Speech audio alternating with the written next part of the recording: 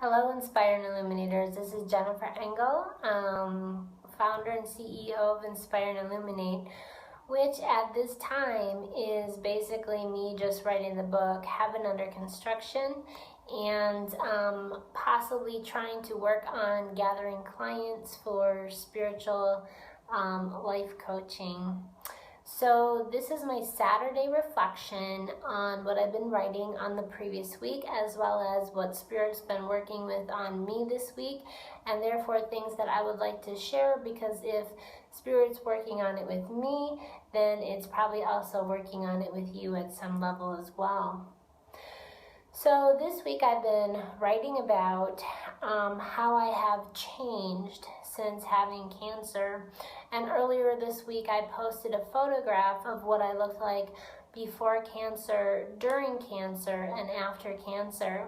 And I also said that maybe in a future response I would tell my past self who I decided to continue to be from this forward on.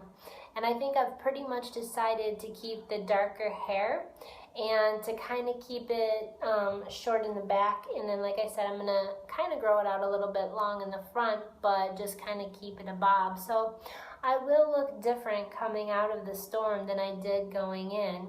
In addition to changing physically, I also changed mentally, from seeing myself as just a teacher to seeing myself as a teacher, an entrepreneur, who hopefully will be able to help people unlock their unlimited potential through writing, teaching, and speaking. I also have changed emotionally. I've gotten over a lot of my fears and my shadows that my younger self used to have, and I've also changed spiritually. One of the things that Spirit's been working with me on is basically trying to unlearn a lot of things that this world sees as true. So, for example, in the past, this world seems to like to complicate things, and I've challenged people to take complicated things and make it simple. We tend to focus a lot on negatives and to make things complicated for ourselves, or feel guilty, or pile things on our plate. And so again, I've challenged people to ask yourself, does this, adding this thing to my plate, give me joy? And I've actually come up with 5 things to think about whenever you're trying to make a decision for yourself, for your family, or just a decision in general in the workplace. So number 1, the one thing I didn't bring up is, and I think this should be the number 1 question, is why are you doing this? Are you doing it for yourself? Are you doing it for the betterment of a family member or a friend? But why? What is driving you to make this decision? So that's the first thing you need to ask yourself. The second thing is it simple or is it complicated? The third thing is, does it bring me joy? And the fourth thing, this is the thing that Spirit's really been working with me on, and if you've known me for any long period of time, one of my famous mantras is, I can do it myself. So our society also teaches us that we need to be independent and we need to do things ourselves. And so Spirit's really challenging me. Question number 4 that I need to ask myself is, can I do this with another person? So, this is kind of interesting because it kind of dives into that reality of duality that I love to talk about so much. On one hand, Spirit is asking us to be dependent upon each other, while at the same time learning to become whole as a person.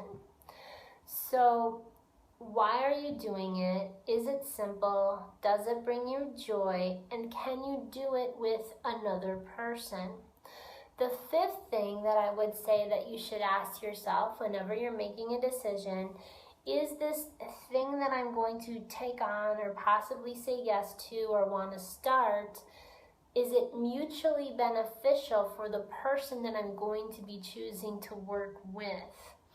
And I would even add above and beyond that whatever decision you're making should benefit yourself first, should benefit the other person you're working with on for, and it should also benefit someone outside that relationship as well.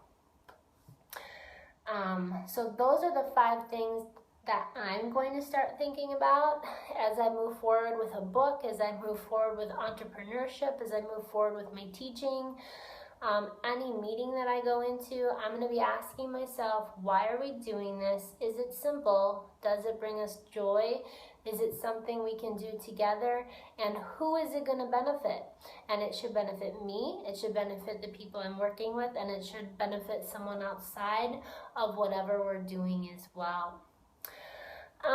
One of the things that I seem to notice is that the closer I actually get to making this book come true, the closer I get to trying to actually start the entrepreneurship, the business, the more my ego, my shadow, the devil, whatever negative force you believe in, seems to be trying to stop me.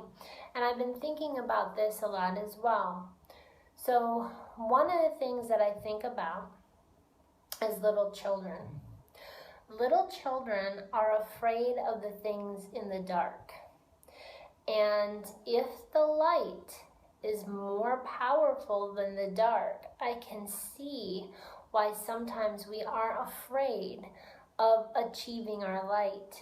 If things in the dark are scary and the light is more powerful than the dark, it could seem like a scary thing to achieve. One of the things that I've been working on is anytime I experience fear, I experience my ego, a shadow, trying to stop me or prevent me from succeeding because it feels threatened, like I am going to try to destroy it. One of the things, the techniques that I use with this, and this is another thing Spirit's been working with me on. In the past, I thought I needed to get rid of my ego. I needed to get rid of all the negative habits that I have. And actually, Spirit's been saying, no, you don't need to get rid of it. You need to transform it. So when I feel that fear, when I feel that ego, when I feel that thing trying to attack me, trying to prevent me from stopping, from reaching my potential, I am starting to tell it, almost look in the mirror and tell myself, I am not trying to destroy you. In fact, I am trying to give you something that will help you reach your unlimited potential, something you could not achieve on your own. So by extending my fear and my shadows, this love and this grace, I am experiencing the fear and the shadow less and less, but I still do experience it. For me, the fear or the shadow comes across in a couple of different ways. First, it comes across as it likes to get me unfocused. I literally feel like I've just taken like a cold medicine or something and I feel foggy-headed. Another thing it likes to do is it likes to make me feel afraid. It will whisper things like, there's so many other people out there that are better authors than you, that have a 40-year head start on making a business than you do. And so I need to learn to black out those comments from my head and only focus on the positive comments. The other thing that ego or shadow likes to do is it likes to separate you from everybody else, and that's probably one of its number one success for me, is I say that I'm a loner and I like to be alone. So I'm really waking up to the fact that there is a time and a place to be by yourself so that you can listen to Spirit undisturbed from everybody else. but you should put as much time into spending time with someone or other people that you do alone. That's that staying balanced piece. And so that's something that I'm working on, is trying to actually come out of my closet, my cave that I like to be in, and interact with people more and more. The other one, which is kind of a tricky one that ego and shadow likes to do with me, is to actually multiply my ideas so that I have a really hard time focusing on the one that I am trying to succeed upon. So like I said at the beginning, I wanted to write 2 books and start a business. That's multiplying the ideas. I'm also getting even more and more ideas because every day I download a book, I listen to a podcast, I watch a YouTube video from Stanford University or from Forbes or from wherever. And so that actually does give me good ideas, which is good. But I also need to remind myself to stay focused on the one thing. So my one thing that I'm focused on now, even above and beyond starting the business, is finishing this book, Heaven Under Construction. And it's tough because I actually have 2, 3, 6 more book ideas in my mind. And so I have to remind myself to stay focused on this one book until it's finished. And then I'm hoping that resources from that book sale will provide me enough cash flow so that I can rent and start my own space where Inspire and Illuminate can actually flourish. So even though I wanted to do webinars, even though I wanted to have clients and things like that, I also realized that part of what's stopping me is having an actual space to do that in. So I'm going to focus on the book. That's going to be my one thing. And then I will focus on the next one thing after that. While I'm focusing on these one things, or while I'm interacting with people, when they ask me, can you do this? Can you do that? Do you want to do this? I am going to ask myself 5 things.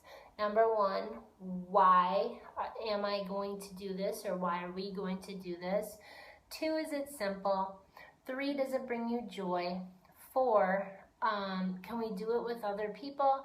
And number 5, who is it going to be beneficial for? It should be beneficial for me, for the person or the group I'm working with, and for someone above and beyond ourselves. And remember one more thing. Whenever you're going throughout your day, you're going to use your emotions as a compass. And if you feel any negative emotions, you are going to go inside yourself and you're going to ask yourself, what am I doing right now that's getting me off course or making me upset? And even if you don't know that, you're going to ask yourself, what do I do to make myself feel better in this moment? And then you're going to give yourself that.